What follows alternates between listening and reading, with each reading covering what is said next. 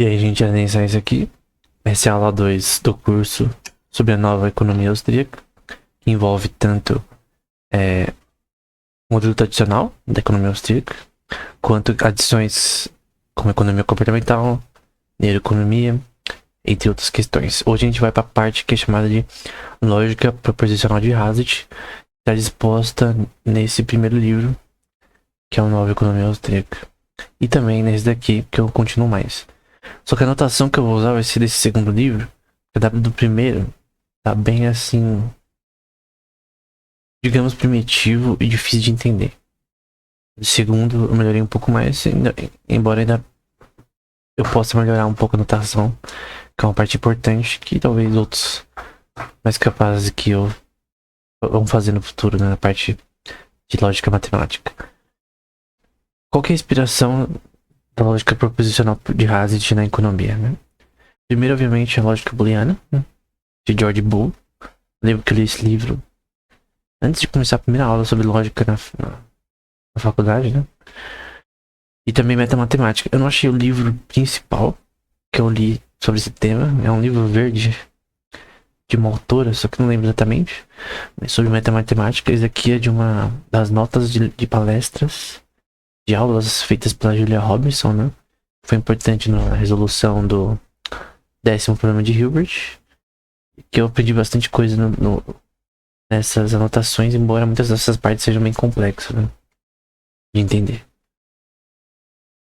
Então aqui, por exemplo, a parte do começo, das anotações dela.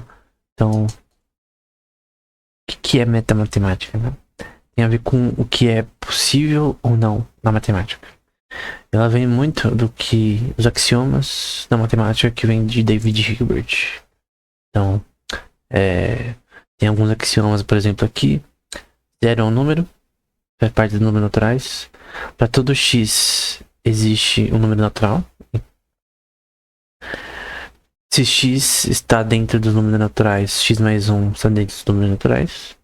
Então, 1 mais 1, 2 mais 1, enfim. Se x e y está dentro dos números naturais, e x é igual a y, então y é igual a x. Então, são axiomas. São as bases da aritmética no geral, embora aqui a gente só tá o básico, né? Se x, y e z estão dentro dos números naturais, y é igual a z, x é igual a z, então x é igual a z. Então, uma reflexibilidade desses números. Se S é um set, né, uma caixa de n números, e existe 0 dentro de S, e n mais 1 está dentro de S, n seja sendo 1, 2, 3, qualquer número. Então, n mais 1, n números estão dentro dessa caixa aqui. Então, o que significa? Que para todo número n, ele está dentro dessa caixa. No sentido de que todos os números naturais estão dentro dessa caixa chamada S. Uma definição de um set, uma caixa. Um set é uma caixa com vários elementos matemáticos. Então, tem uma caixa relacionada a equações diferenciais. Tem uma você pode criar, teoricamente. Tem uma caixa relacionada a equações diofantinas, certo grau. Tem uma caixa que só pode ter coisas como o grupo de Poincaré, o grupo de Lorentz e o grupo de Minkowski na física, para descrever o movimento de partículas, a forma que elas se movimentam e tal, fisicamente. Então, são axiomas, né? São as bases da matemática. Muito disso vem do David Hilbert, né? Da Grundlagen der Mathematik. Também tem um livro dele de geometria. E no começo ele cita uma coisa que é o Einstein Problem, né? O seu método de axiomatização na matemática, né? Então, eu creio que o que Hilbert queria fazer é fazer um sistema que resolveria todos os problemas da matemática. Que seria possível resolver todos os problemas dentro desse sistema, né? Continuamente, né?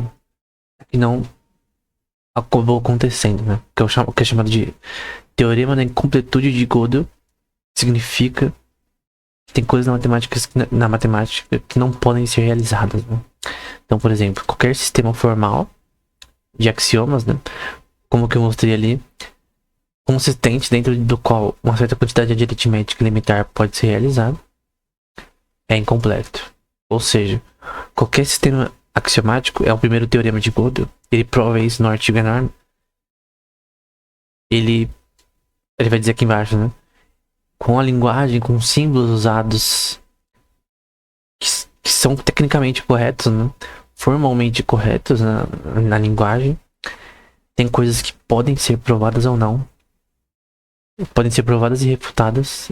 Nem provadas e refutadas deste conjunto axiomático, né? Seja o de Peano, seja o de von Neumann, Bernays, o de Grothendieck, enfim, tem vários tipos de axiomas. Do Zermelo-Fraenkel, com o axioma da escolha. Todos esses conjuntos, o Gödel vai argumentar, eles vão ter inconsistências. Eles vão poder errar. Mesmo que pareçam certos na linguagem formal da matemática. Então, os símbolos que a gente usa na matemática, as lógicas que a gente usa na matemática, ela tem problemas fundamentais que não tem solução. Ainda, né? Pelo menos. Para qualquer... A segunda teorema de Gödel, né? Para qualquer sistema consistente dentro de uma certa quantidade aritmética elementar, a consciência F não pode ser provada em si. Mesmo que se prove que os axiomas de Peano são consistentes matematicamente, logicamente, ainda em si, isso vai provar que esse sistema ele é inconsistente. Ele é inconsistente mesmo assim, mesmo que você consiga provar formalmente. Essa é a questão. Mesmo assim, você consegue usar ele para fazer algo que é contraditório. Esse é o teorema de Gödel. Ele é extremamente importante para a lógica e porque a gente vai fazer aqui também. Então teve o paper do Alan Turing, do Einstein Problem. Eu acho que pronuncia Einstein. Ondenschein Problem. Acho que é Ondenschein. E basicamente ele resolveu esse problema. Tipo, ele resolveu que esse problema não tinha solução, que era um problema em que você tinha essa questão de você tinha uma máquina e você queria saber quando que ela ia crashar. Então, você dá um algoritmo para ela, você tem que prever quando o algoritmo vai crashar nessa máquina. E conforme você aumenta a quantidade de informação nesse sistema, você não consegue prever. E isso que o Turing provou, que o Einstein Problem, ele não tem solução. Tem coisas que não são computáveis. Tem coisas que não podem ser realizadas na matemática. E isso é uma delas. É isso que a matemática trata.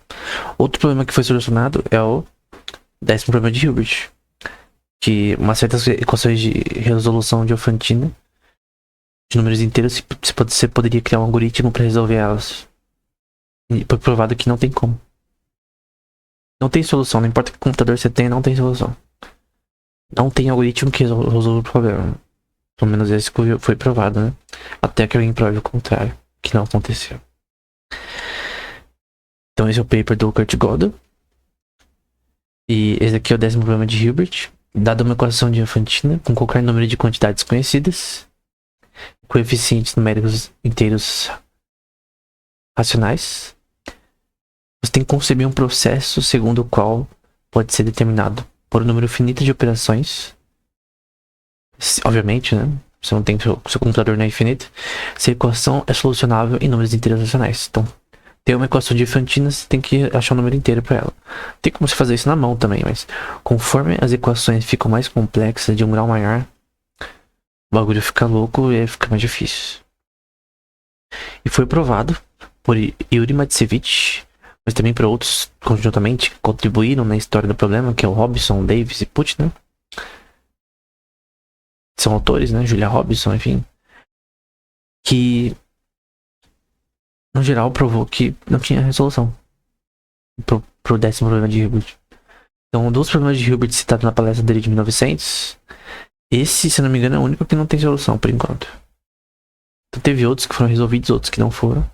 Mas esse não tem solução. Então, isso é uma coisa ruim pra Hilbert, porque o Hilbert pensava que tudo teria solução. Que o seu método de axiomas poderia resolver todos os problemas na matemática. Mas aconteceu que é ao contrário. Gödel prova isso, Turing prova isso e Matsevich com todo esse teorema aqui, que é chamado de MRDP, provaram isso, né? Então, resumo da ópera, né? Não podemos provar tudo dentro dos axiomas da matemática, mas podemos sim usar ela de forma a estabelecer o que pode não ser feito na mesma. Então, esse é um ponto. A partir de agora, eu só vou usar esse livro da direita. Não que o que tá nesse da esquerda sobre lógica proposicional de Hazlitt seja inútil. Só que ali tava numa versão primitiva.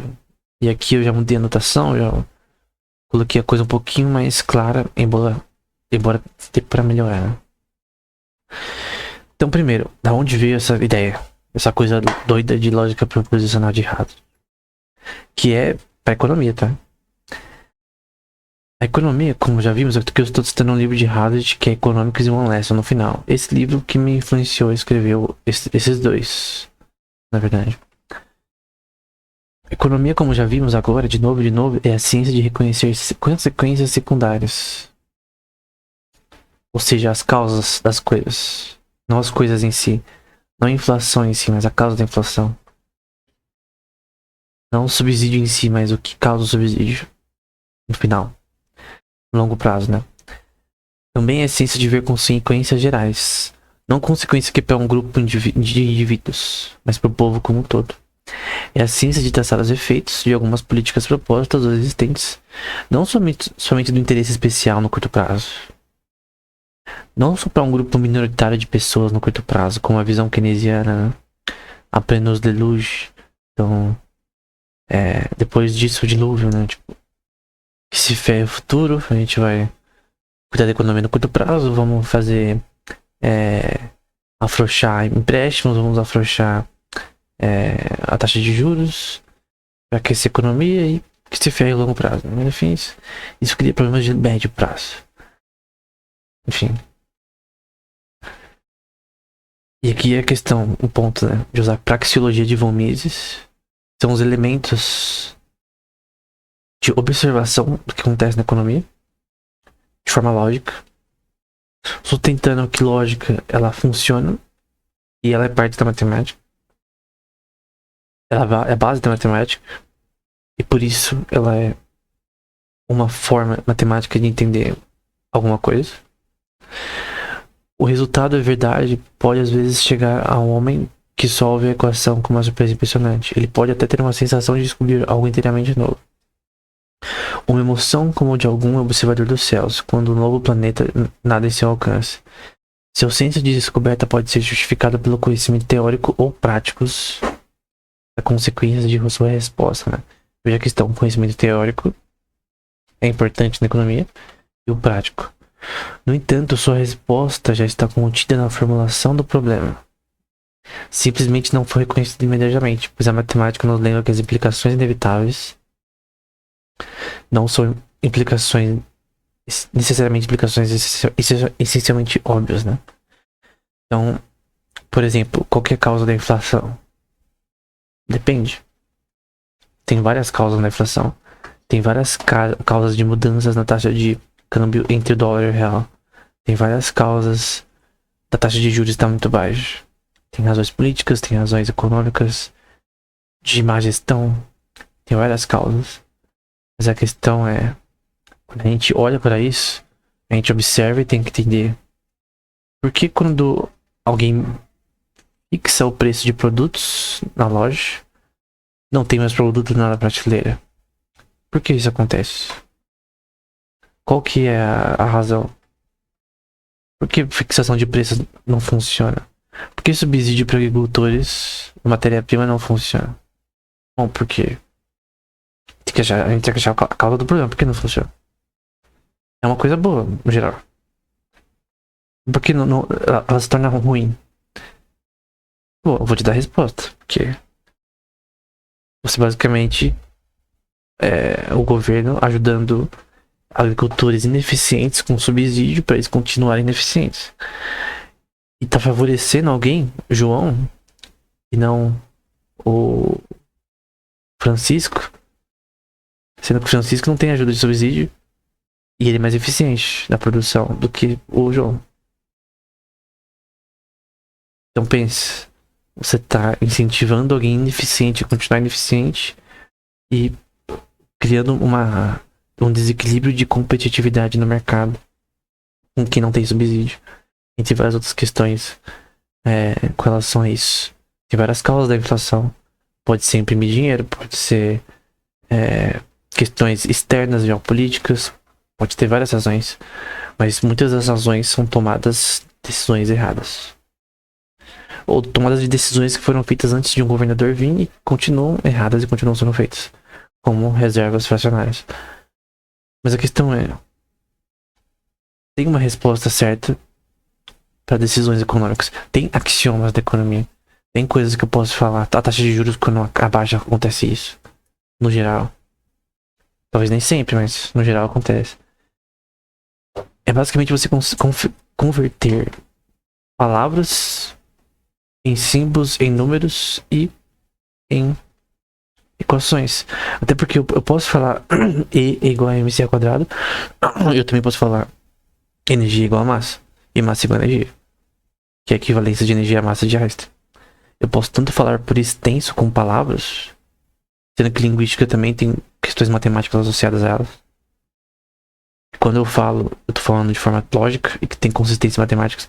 E até na inteligência artificial, modelos de linguagem, eles usam matemática para fazer questões de semântica e coisa do tipo. Então quando a Alexa te responde, ela tá entendendo matematicamente sua linguagem. Então a linguagem tem tudo a ver com matemática. Quem desassocia a linguagem com matemática não sabe do que tá falando. Tem alguns livros que falam sobre isso, de von Mises, por exemplo, de outros autores, Friedrich von Weiser, que falam sobre economia no geral, sobre praxeologia, sobre o que acontece quando você tem pouca poupança, o que acontece quando você tem uma taxa de juros alta. Então, você tem vários livros aqui que eu li no passado e que me deram uma base praxeológica de pensamento também individual. Você tem que pensar com a própria cabeça, né? Você não pode só seguir o que von Mises disse, o que o Lionel Robbins disse, o que o Frederic Bastiat disse. Você tem que ler e depois tomar essa decisão, né? Então, aqui tem outros livros também, que também são recomendações, né? Esses aqui são livros do meu Instagram. Aqui sobre tarifa, sobre a opção humana de von Mises, que é um livro muito bom. Teoria de desenvolvimento econômico. Enfim, esse livro aqui também do Leonard Robbins, que é muito bom. Sobre a insignificância das ciências econômicas, né? Entre outros livros aqui. Então todas essas informações, elas falam sobre praxeologia. E você pode converter o que eles falaram para equações praxeológicas. E equações praxeológicas é o que a gente fala em lógica proposicional de Hazlitt. Então vamos lá. Aqui tem mais alguns livros. Qual que é o básico? Isso daqui é como se fosse química. Em química não tem aquelas relações de tal reação produz tal reação. Você tem os mols de cada reação, o número de prótons, de nêutrons no sistema. Você tem a quantidade, vai ter relevância de quanto vai ser produzido. É que nem química. Por que química funciona? Porque primeiro teve a observação. O que acontece quando você mistura água com nitrogênio? Você junta os dois. E aí gera alguma coisa. E aí você define isso em fórmulas. É basicamente isso. Primeira fórmula, primeiro axioma, o mais básico da economia. Escassez, que é esse SC. Scarcity. Eu uso termos em inglês pra ficar geral, né? Pra todo mundo conseguir entender. Pra quem de fora vê a teoria conseguir entender. Mas scarcity significa escassez. Quando a escassez de alguma coisa aumenta, o preço aumenta. Entre N produtos. Que a escassez aumentou, ou de um produto só. Não importa. Esse P é de preço nesse caso. Quando a escassez aumenta, o preço de produtos aumenta. Então se você tem no mercado uma falta de arroz crônica no mundo por questões de guerras, questões de problemas na safra, problemas terríveis na safra, o preço vai aumentar. Por que o preço vai aumentar? Porque os empreendedores são malucos? Não, porque tem menos no mercado. Por um produto que é inelástico. Então, o arroz é inelástico. Então, as pessoas compram mesmo que o preço aumente. E um produto elástico, o preço importa. Então, eu não vou comprar um bolo de R$ 200 se eu normalmente eu compro por 100 o mesmo bolo. Vou achar estranho. Que isso? Inflação do nada? Como que aumenta o dobro do preço? Mas tem coisas que são elásticas. Arroz, óleo, enfim. E aí o preço do produto vai aumentar. Mas essa questão, a escassez não define valor. O que define valor é isso aqui a gente pode falar em outro episódio, em outra aula. É o valor subjetivo que as pessoas colocam no produto. Mas a escassez, ela pode gerar aumento no preço. Então, não pense nisso daqui como dizendo que é a escassez que define o preço. Aqui é só uma sentença econômica. Que escassez pode gerar aumento de preço. Uma generalização. Mas não é ela que causa aumento de preço. Eu posso dizer, se tem abundância, que é abaixo da escassez, então os preços vão abaixar. Então, se tem muito arroz no mercado, os caras vão ver que o estoque tá abarrotado, vai querer vender logo e vai baixar o preço. De arroz, por exemplo. Ou de qualquer outra coisa. Se algo tem abundância, é mais fácil que o preço abaixe. Mas, por exemplo, isso não funciona com o iPhone. Porque o preço do iPhone é determinado pelo que as pessoas acham que o iPhone vale. Não pelas peças. Não é o preço de custo do iPhone que vale R$ 15.000. É o que as pessoas acham que vale pela marca, pelo software, pela identidade que a marca gera. Então o valor, ele é subjetivo do iPhone.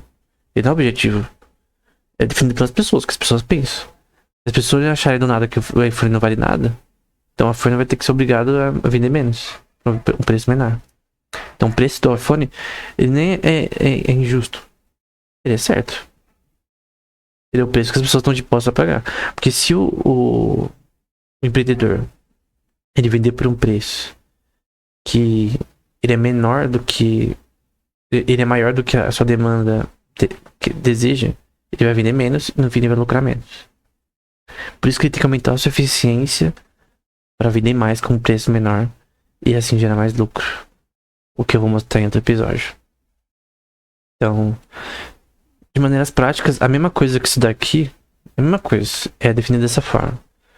Uma integral, que é basicamente uma soma, em certos limites aqui, da escassez de um produto, de uma commodity, ou de dinheiro mesmo.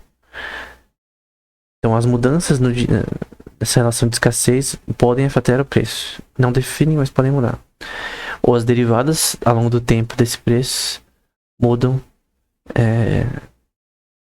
Perdão, as derivadas, elas, ao longo do tempo da escassez, mudam a do preço, né? A mudança da quantidade muda o preço, embora não seja o fator primordial, obviamente, né? Que é essa questão da economia austríaca, né? Do preço que é decidido pelos consumidores, né? Pelo que a pessoa acha que aquilo vale, né? Dica chamada de utilidade marginal, que é derivada da utilidade pela quantidade. Ou aqui eu coloquei a soma da utilidade ao longo do tempo. Mas basicamente o Karl Menger, ele define até valores para utilidade. Só que é difícil pôr valor para utilidade porque é uma coisa muito abstrata. Por exemplo, arroz é uma coisa extremamente importante para o brasileiro. E feijão também. É um produto inelástico. A pessoa compra mesmo que esteja caro. Que é comida. Comida básica. Precisa de arroz e feijão. E óleo. Porém, se você me der 50 sacos de arroz agora. Se você me der jogar aqui na minha sala. O que eu vou fazer com esse arroz? Eu vou jogar fora ou vou dar pra alguém?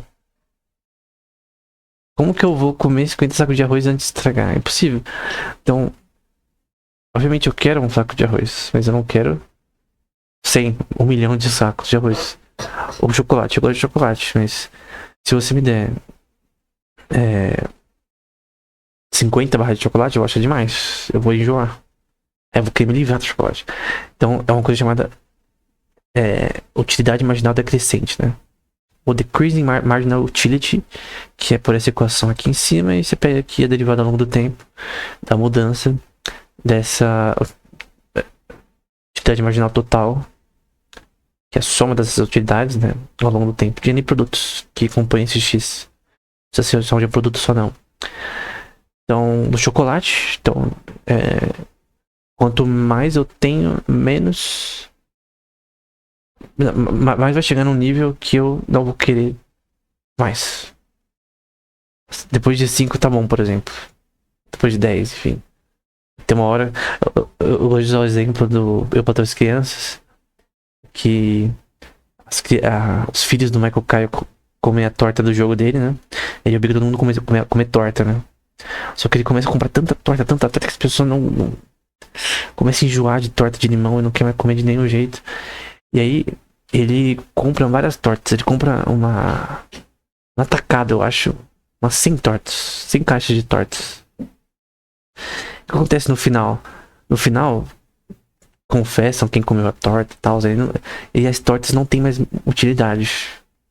Por que elas não têm mais utilidade? Porque todo mundo tá enjoado de torta. Como vai comer toda aquela torta antes de coisa? Aí, o que eles fazem? É a coisa mais racional possível. Eles começam a atacar a torta nos outros no episódio, né?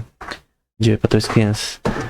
Por quê? Porque a utilidade da torta no primeiro dia tava alta. Tava lá em cima. Nossa, torta de limão no café da manhã, na janta, no almoço. Que da hora. Depois começou a utilidade marginal começou a decrescer da torta. É assim até do iPhone. Eu gostaria de ter um iPhone 15, talvez. Eu nunca tive iPhone, mas se eu tiver, por exemplo, alguém me der 10 iPhones, no primeiro a utilidade marginal tava lá em cima. Agora tá decrescendo ao ponto de que eu quero vender esses outros, porque não tem nenhuma utilidade pra 9 ou 8. Talvez pra 2, 3 no máximo, mas pra tantos é melhor vender. Até dar pra alguém, toma isso daqui porque eu não quero mais. Então, ele tem um valor grande, mas se eu não ter liquidez também de vender, eu vendi 5 por exemplo, não consegui vender o resto. Eu dou logo pra alguém que precisa do iPhone. E é isso, né? Então, é o conceito que ele é psicológico. As pessoas que agem dessa forma, é normal. Essa utilidade marginal decrescente é a forma que as pessoas se comportam. E é extremamente essencial para definição de preço também. Taxa de juros. Então, esse IR aqui é investment. Não, pera. Agora. Acho que é taxa de juros, né? Interest rate. Eu tava tentando traduzir na minha cabeça do inglês. Do português pro inglês, eu tava confundindo. É taxa de juros, que é investment. Não, pera. Interest rate, que é interest em inglês. Quando a taxa de juros aumenta, que é a taxa usada para empréstimos, né? O investimento cai. Porque se a taxa de juros estava 2% e foi para 10%, significa que eu vou ter que pagar mais pelo empréstimo que eu tomar. Então, dos 200 mil que eu peguei de empréstimo, eu vou ter que pagar mais do que quando estava antes. Pelo empréstimo que eu tomei. Então, obviamente, a pessoa vai pensar 2 vezes antes de pegar um empréstimo se a taxa de juros estiver lá em cima. Por que a taxa de juros está lá em cima? Tem uma razão. Pode ser N razões. No Brasil, por exemplo, tá lá em cima porque a expectativa da economia ela é ruim. O que define a taxa de juros, segundo o Mises, é a preferência temporal das pessoas, como a gente viu no último episódio, na economia comportamental. Então, a expectativa sobre o futuro afeta a taxa de juros do futuro comparado ao presente. Então, talvez eu esteja bem hoje, mas como eu sei que no futuro próximo, né, com o que eu tô vendo, tem problemas econômicos que vão acontecer, então a taxa de juros pode mudar, que é decidida pelo Banco Central. Se você não tiver o Banco Central, se tiver somente bancos privados no mercado, ela é decidida de forma pelo mercado. Então, por conta que existe, infelizmente, bancos centrais, você tem um problema que a taxa de juros ela é artificial, né? Aí vai pra merda. Vai pra merda. Que aí não. Fica na decisão de uma pessoa só que pode cometer erros, né? Enfim, na forma de cálculo e tal. Que é uma coisa que é uma coisa subjetiva, né? A sua expectativa sobre o futuro pode estar errada. Enfim. Depende dos eventos políticos que acontecem, não tem nada a ver com a taxa de juros, com o valor que ela deveria estar. Então seria melhor se não existisse o Banco Central se tivesse uma taxa de juros definida pelo mercado somente, com relação a empréstimos. E aqui é um símbolo que a gente está adicionando, que significa E, em lógica, né? Em lógica booleana. Se você estudou ciência da computação, você lembra desse símbolo. Quando está na forma de V, certinho, é OU. Também é usado em lógica proposicional de Haddad. Nesse caso é. Então, quando a taxa de juros aumenta, cai o investimento e sobe a poupança, que é savings. Então, o que significa tudo isso daqui? Quando a taxa de juros aumenta, normalmente, porque isso aqui eu não estou especificando quanto aumentou. Se ela aumentar significativamente, abaixa investimentos e aumenta a poupança. Isso aqui é um axioma, é uma coisa geral. É uma lei. Ah, eu não concordo. Você pode mudar os símbolos. A lógica proposicional de Haddad, ela não tem a ver com ser keynesiano, com ser da economia austríaca, com ser neo-keynesiano, com ser monetarista, neoclássico. Você pode ser o que você quiser. Você pode mudar os símbolos e falar o que você quer. Se você quiser falar que baixar a taxa de juros, na verdade, vai aumentar o investimento, com liquidez, que na verdade, no curto... Isso aqui é um aspecto de longo prazo. No curto prazo, vai aumentar o investimento. Se você abaixar a taxa de juros, no caso, né? Você abaixar a taxa de juros. Mas esse aqui é o aspecto de longo prazo. Aqui embaixo, por exemplo, você tem aqui, quando você abaixa a taxa de juros, você tem um aumento do investimento e a baixa de poupança. As pessoas gastam mais quando a expectativa da economia tá boa. E normalmente, quando a expectativa tá boa, quer dizer que as pessoas vão abaixar a taxa de juros. Embora, com o Banco Central, como o governo escolhe a taxa de juros, principalmente se ele não for independente, tipo, se o presidente quiser dar cartada, eu vou abaixar pra 1%, aí é artificial, né? Mas a taxa de juros originária, ela vem da preferência temporal. É o que diz o meses e eu creio que ele tá certo. Outra forma de notação diferente. Então, aquele símbolo ali significa E. Então, quando duas coisas acontecem... Ah, eu não expliquei esse símbolo aqui, né? Ele significa... Na metamatemática, significa algo que resulta, né? Então, eu peguei esse símbolo porque eu achei que tinha a ver com o tema, né? Em vez de usar aquele tracinho que eu também uso também, que implica alguma coisa, eu usei esse daqui por uma razão. Então, esse símbolo aqui significa que resulta algo. Então, a taxa de juros aumenta, normalmente resulta nisso. Agora, aqui é uma parte importante. Aumento em imposto não gera pagamento do débito do governo. Ou government debt pay. Eu sei que minha notação tá feia. Talvez teria um símbolo que poderia ser melhor. Se você quiser, você pode colocar nos comentários, né? Como que deveria ser um símbolo menor que só GDP, né? Algo menor, né? Mas enfim. Government debt. Você não consegue pagar os gastos do governo aumentando impostos. Aí você pode dizer o contrário. Você pode falar, na verdade, não. Mais taxas. Que símbolo aqui, ó. Você vê, tem uma diferença, tem um traço, né? Isso aqui é uma coisa que acontece. Isso aqui é uma coisa que não acontece. Isso aqui eu aprendi com o Rothbard, né? Aumentar o imposto não significa que você vai conseguir pagar o débito do governo. Pelo contrário, se você aumentar o imposto, você vai só ter mais dinheiro e gastar mais, e você vai acabar tendo mais débito. Porque a visão keynesiana é que quanto mais você investe, mais você tem uma coisa chamada economic multiplier, né? Que você consegue, no fim, pagar o seu pagar as coisas no fim. Você investe, que uma hora esse investimento ele vai ter uma sobressalência que vai permitir você um superávit fiscal. No fim você vai ficar bem. Mas no fim é uma gestão de menos gastos do ponto de vista de administração dos ministérios, menos gastos, menos salários, menor folha salarial, menos funcionários públicos, menos impostos, porque isso aumenta, na verdade, essa economia é muito mais do que a baixa taxa de juros. Aumenta imposto que vai ter um monte de empresa vindo do exterior pra cá.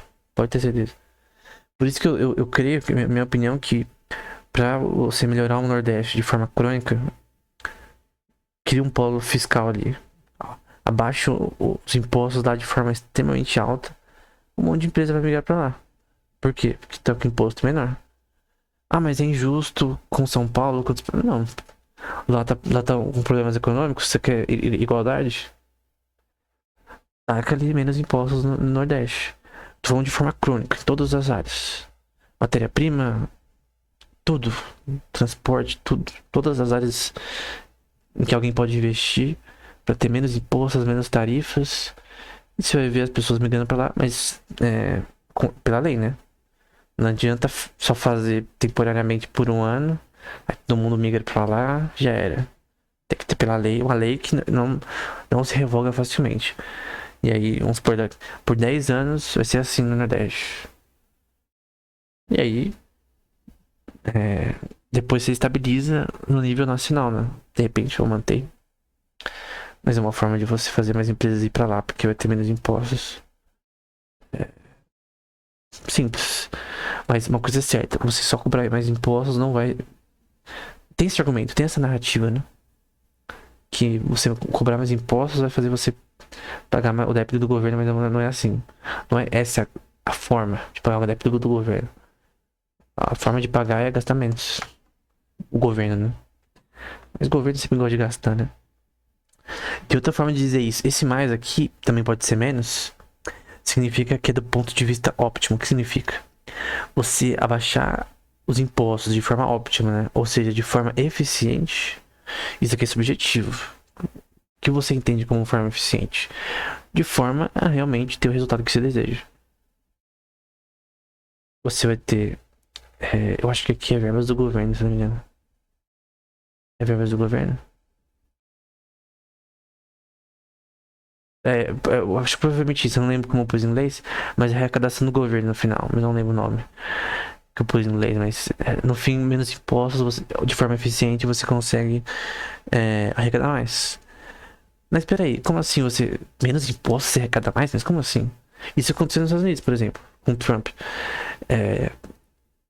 Obviamente isso daí já vem desde von Mises, desde de Hayek, desde todos os autores da economia austríaca, eu creio que a maioria também acreditava nisso. Quando você cobra menos impostos, as empresas elas têm mais eficiência, elas são mais incentivadas a produzirem, porque elas conseguem lucrar mais. Ela produz mais, isso aumenta a eficiência e abaixa preços, cria até novas empresas, cria mais empregos e no fim aumenta o consumo, porque agora tem coisas mais baratas. Por quê? Porque os impostos afetam o preço. Tanta escassez, os impostos eles não definem um preço, porque o que define é o que a pessoa realmente quer pagar, principalmente no mercado elástico. É o valor subjetivo. Mas, mesmo assim, se você tem um custo de imposto que é crônico, que você não consegue, você tem que pagar aquele imposto, você vai ter que pagar e acabou. Então, não tem escapatória. E quem ferra não é uma empresa. Ah, tô ferrando a empresa, olha como eu sou legal. Não, você tá ferrando o consumidor final. Então, você baixar os impostos de forma eficiente aumenta a arrecadação do governo. Pô, mas por que então o governo não abaixa impostos? Porque o governo não entende economia. O governo não entende nada. Ele entende de demagogia. Agora, política e econômica, não. E porque a maioria dos caras lá dentro também são keynesianos, né? Aí não tem como. Aí vai pôr mais imposto, tacar imposto, taxar de... Aí já é ideologia, enfim. Não vem ao caso, né? E aqui é a mesma coisa, só a mudança ao longo do tempo. Imposto afeta a arrecadação do governo. E é a mesma coisa em integral. Não dá nada. É a mesma merda. Só mudou a notação. Inflação. Aumento de inflação diminui o poder de compra, que é Money Purchasing Power. Esse PP é de Purchasing Power aqui, poder de compra. Então, quando a inflação aumenta, o poder de compra do dinheiro diminui. Ou seja, o que você comprava com R$ 150, agora você precisa pagar R$ 200. Ou R$ 175. Então, essa inflação vai se adicionando de forma composta todo ano, né? Tem até um cálculo que você pode fazer com a inflação nos Estados Unidos, de quanto valia $10 há 100 anos atrás para hoje em dia. Você vai ver que se você guardasse $100 há 100 anos atrás, seu poder de compra, comparado com que você tinha que trabalhar muito mais para pegar $100 há 100 anos atrás do que hoje em dia. Aí, como o poder de compra diminuiu, o tanto que você guardou não vai valer nada agora. Então por isso que você não pode. Tem questões de poder de relação, por exemplo, se eu for do Brasil e eu apostar no dólar e mesmo assim ele inflacionar, mas minha taxa de câmbio do dólar for alta em relação ao real, eu ganho da mesma forma. Porque, obviamente, a inflação também estava no real e eu vou me ferrar no real. Então, obviamente, a taxa de câmbio favorece aqueles que têm dólares e eles são de um país que tem uma moeda fraca com relação ao dólar. Então, mas a inflação afeta muito quem ganha em dólares e quer guardar dinheiro, né? Por isso que normalmente, na minha opinião, você tem que converter o seu dinheiro em algo físico, em uma casa, em um apartamento, em algo que tenha valor de verdade, ou fazer investimentos em assim, eu não recomendo muitos investimentos, mas se você souber, né? Se você realmente saber como funciona, você fazer investimentos não só, primeiro, em poupança, em moedas com taxa de câmbio alta, como o dólar ou o euro, mas também investimentos em ações que pagam dividendos, talvez um pouco em ações que você espera que se favoreça no futuro, mas principalmente em chamado de real estate, né? Que é casas, apartamentos, é uma coisa que valoriza muito mais que o dinheiro, por exemplo. Mas é muito melhor você ter uma reserva em dólar e euro do que em reais. Obviamente, você comprar hoje dólares com reais, você tem a questão da taxa de câmbio, né? Se a taxa de câmbio mudar no futuro e o valor do dólar diminuir em relação ao real, você vai se ferrar. Porque você pagou mais por menos no futuro. É a questão, né? Como que você vai prever o futuro? Você não sabe, então essa é a questão. Tanto inflação quanto taxa de juros vai te ferrar. Mas a questão é, a inflação é basicamente como se fosse derramar água em vinho. Você vai diluir o vinho e vai ter um gosto pior. E o valor dele vai diminuir. Então, um especialista em vinho, se você tentar enganar ele com 30%, 40% de água misturada com vinho, para fazer render seu vinho, você vender mais pelo mesmo preço, ele vai descobrir e vai te ferrar. Porque ele vai falar, ó, você diluiu esse vinho aqui, ele não tem gosto que deveria ter, né? Tinha que ter mais mols da substância, que eu não sei qual é, né? Teria que vir no Google desse vinho específico, né? Então, não tem mols o suficiente dessa substância nesse frasco. Tem mais mol de água aqui do que de vinho. A parte química, né? Então, diminui o valor. É a mesma coisa com o dinheiro. Se você tem mais dinheiro na economia, você diminui o valor. Isso até para jogos online. Que não é o caso, que eu não vou falar desse tema nesse vídeo. Então, o que acontece? Quando o money quantity, ou quantidade de dinheiro aumenta, a inflação aumenta. Porque a inflação, a discrepância com relação aos preços anteriores e os futuros. Ou a diferença de preço anterior. Normalmente a gente compara com o preço anterior e o presente, né? Então, aumento na inflação e aumento abaixo na poder de compra. Então, a quantidade de dinheiro afeta diretamente o poder de compra das pessoas, porque cria inflação. Você dilui o valor da moeda. com Mint, por exemplo, usavam Mint no período de Roma, né? Diocleciano, o período grego, né? O Aristóteles em O Econômica fala essa questão de como alguns governantes praticavam isso daí, né? Pra fazer guerra, coisa do tipo, né? Você pegar ouro, aí se misturava com outras substâncias, por exemplo, ou diminuía o peso de cada moeda de ouro para você ter mais moedas imprimidas pelo Estado, né? Mas acabava que o valor não era o mesmo. Somente em commodity, né? Se diminuir o peso, vai ser menos valor. É assim.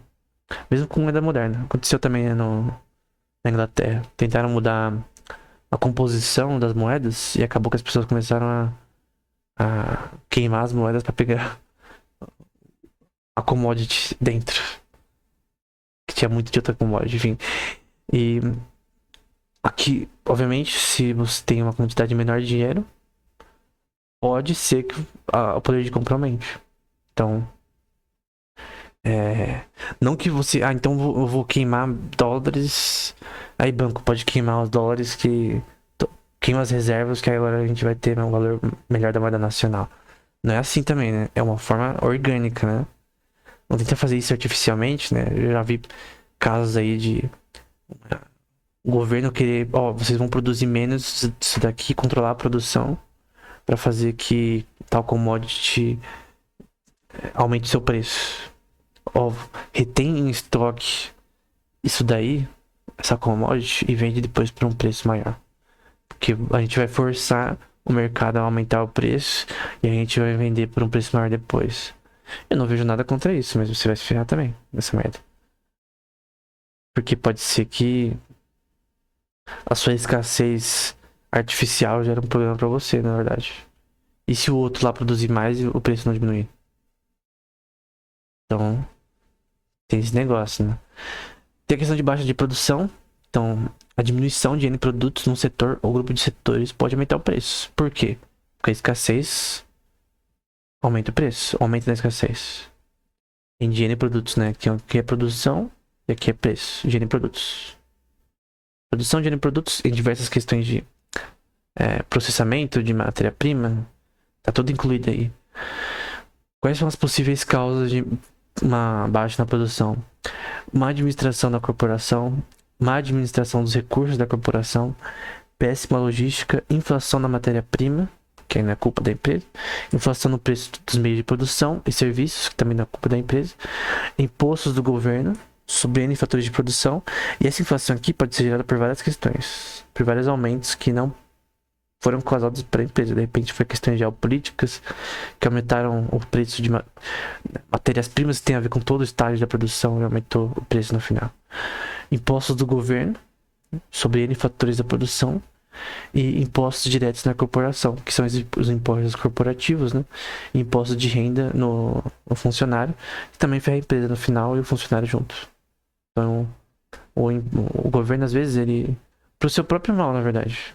Ele enfia a faca no empreendedor, no funcionário, no consumidor e depois em si mesmo, porque ao fazer isso ele afeta negativamente a si mesmo. Então não é só que o governo é mau, coisa do tipo, não, pelo contrário. Tem pessoas dentro do governo que elas não sabem o que fazer porque elas não estudaram, ou de repente são keynesianas. Não tem como não falar de mal de keynesiano, né? E aí pensam do lado de esquerda da cachola, né? Então, todo o aparato fiscal da CLT, por exemplo, afeta isso, as empresas, né? Mudanças geopolíticas que podem fazer commodities importantes ou preços de importação mais caros, como a questão que eu falei ali do gás natural e do petróleo por causa da Rússia, que era o maior exportador mundial, ainda é, né? E teve a questão da guerra contra a Ucrânia, o que fez elas não terem tanta relação comercial com outros países, embora ela mesma queria manter. Tarifas e cotas de importação, que são impostos de importação, no caso, a tarifa. Então, você põe um preço. As pessoas estão comprando roupa da Shein, beleza. Vou pôr uma tarifa na Shein e de produtos eletrônicos todo mundo vai comprar nacionalmente. O que acontece? as pessoas compram lixo nacional porque não tem outra razão, outro sentido. Pior que mesmo assim, a eficiência da China é tão grande que mesmo com imposto fica mais barato comprar da China do que daqui. Então no fim não, só afeta o consumidor. Não afeta as empresas. As grandes empresas, não, só afeta o consumidor. E não protege a indústria nacional.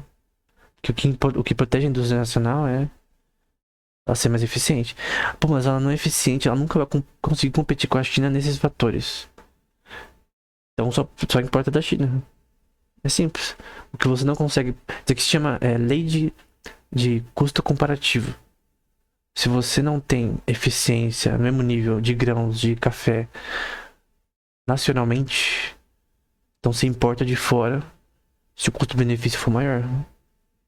Isso se chama ser esperto. Você faz o que você é bom. Pô, a Rússia é boa em gás natural, diamantes, petróleo, entre outras coisas. Talvez ela não seja tão boa em chips de computador. Mas a Liechtenstein é. E a Holanda também. Então eles vão focar nisso. Só que eles não são bons em petróleo. Não tem tantas terras, não tem tantos recursos naturais. Então eles importam. Comida. O Brasil é bom em comida, então ele exporta. O Japão é horrível em comida, ele importa. Mas ele exporta outras coisas. É assim. Lei de custo comparativo. Então. Ah, mas eu vou fazer tudo nacionalmente. Então você vai se ferrar, porque. É aquela velha parábola de Frederic Bastiat, né? Simplesmente você vai se ferrar. Se você fizer isso. Fatores que alteram a competitividade do mercado. Eu tava recentemente vendo um negócio. Tem a ver com política, né? De fundo eleitoral, por exemplo. Alguém que não quer usar fundo eleitoral, qual é o problema? Se ele não for rico, ele vai se ferrar. Porque tem um problema de competitividade. Os outros podem usar e você não. O que acontece? Você perde. Você não pode usar. Mesmo que você fale que é injusto, eu creio que é injusto o fundo eleitoral. Eu já falei em livro contra o princípio econômico. Não sei se no 1 ou no 2, que eu tô escrevendo 2 ainda. Eu já falei contra. Mas a questão é, se alguém é político, ele vai ter que usar. Porque senão ele perde. Essa é a realidade. Por quê? Porque não tem competitividade. Se você não usa. Mesmo que você discorde dele. É uma incógnita. Recessões econômicas com impactos diretos no setor. É uma crise econômica, né? É um eufemismo para uma crise. Para uma pandemia econômica. Questões ambientais, né? Que não controláveis, como epidemias, furacões, desastres naturais, chuvas de meteoros, qualquer coisa que você pensar. Embora a gente saiba que o aumento na produção também abaixa o preço. Se eu aumentar a minha produção porque eu comprei novas máquinas para fazer minhas roupas de marca, de grife, de forma mais eficiente, eu consigo produzir mais, com menos custo, abaixa o preço, aumenta a demanda porque é um mercado elástico, onde o preço afeta quantas pessoas compram. Eu acabo vendendo, em vez de 9 mil peças, 15 mil peças, e meu lucro é maior. Por que meu lucro é maior? Porque eu aumentei a eficiência. Então, às vezes, aumentando a eficiência, baixando o preço, o empreendedor, ele lucra mais do que ele ter eficiência e manter o preço original. Ah, eu vou manter o preço original porque eu quero ganhar mais. Não. Tem que manter o preço que vai fazer você ganhar mais. Tem o preço escolhido óptimo que vai fazer você ganhar mais. Mas como você vai saber qual que é o melhor preço possível que você vai ganhar mais? Que vai aumentar a demanda o máximo possível. Eu não sei, você tem que saber isso no mercado. Você tem que testar para ver o que funciona. E por fim, aumento em impostos e cotas e tarifas causam cronicamente baixa de produção, o que causa aumento de preços de N produtos. Simples, né? Essas coisas aqui causam isso. Sempre. Depende dos valores aqui. Eu sou contra tarifas e contra cotas. Eu sou junto com o Haslet, eu creio que imposto, ele é necessário. Mesmo Cristo, nosso Senhor, ele pagou imposto. Eu creio que imposto, ele é necessário para uma sociedade funcional. Agora ele tem que ser à esquerda da curva de Laffer, né? Ele tem que ser o mínimo possível. Essa tem que ser a visão de um bom político, né? Taxar o menos possível o suficiente. Até porque, como eu disse, se você taxar menos, você vai arrecadar mais. Se o seu objetivo é arrecadar mais, você taxar menos vai fazer você arrecadar mais. Aquecendo a economia, como eu já falei. Também em outros episódios. Então, como que alguém que aumenta vai ser uma pessoa lógica e normal? Não vai ser, né? Enfim, é isso. Essa foi a aula 2. Eu não sei quando eu vou postar a aula 3 especificamente. Eu não sei se vai ser no mesmo modelo também. Mas vai ser também sobre lógica proposicional ainda. A parte 2, talvez eu tenha umas 5 partes aí sobre essa daí. E eu pretendo depois disso falar sobre alguns temas que tem a ver também com as implicações da nova economia austríaca, né? Como que se aplica isso na prática, né? No fim, não tem tantas aplicações, na minha opinião, tipo, como se fosse uma revolução, uma coisa grande, não. Ela é uma forma diferente de você ver a base modular da economia.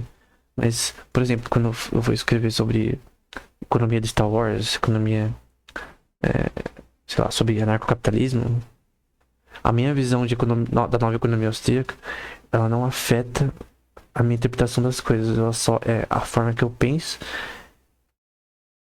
que eu provavelmente vou mudar ao longo do tempo, né? Creio eu.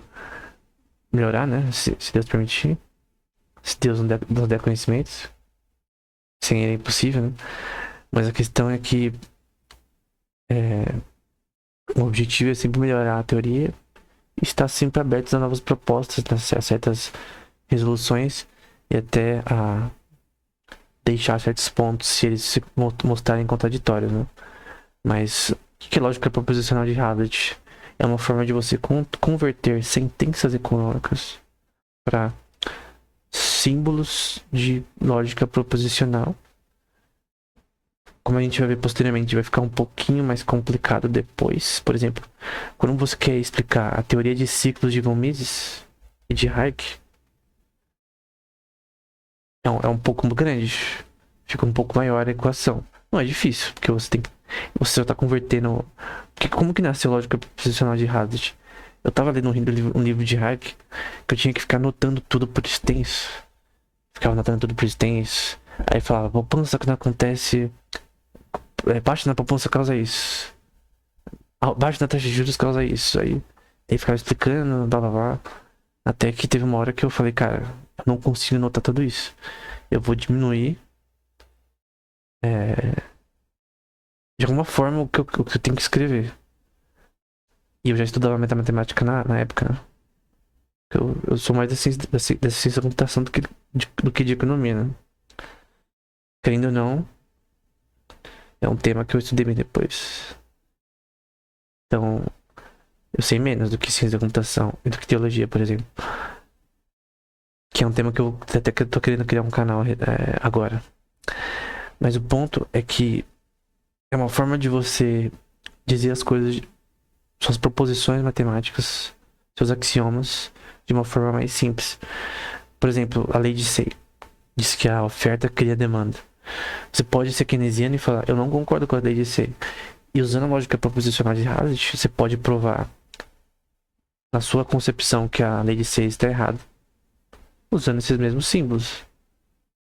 Que o objetivo dela é você converter sentenças econômicas lógicas, né?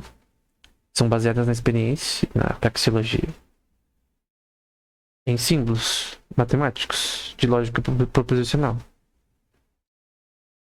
Isso tem uma base fundamental ou ela é infundada diretamente? Como a gente viu antes, lógica é a base da matemática. E ela tem sim formas de dizer o que pode ou não ser feito dentro dela. Então, no geral era isso. Até o próximo episódio.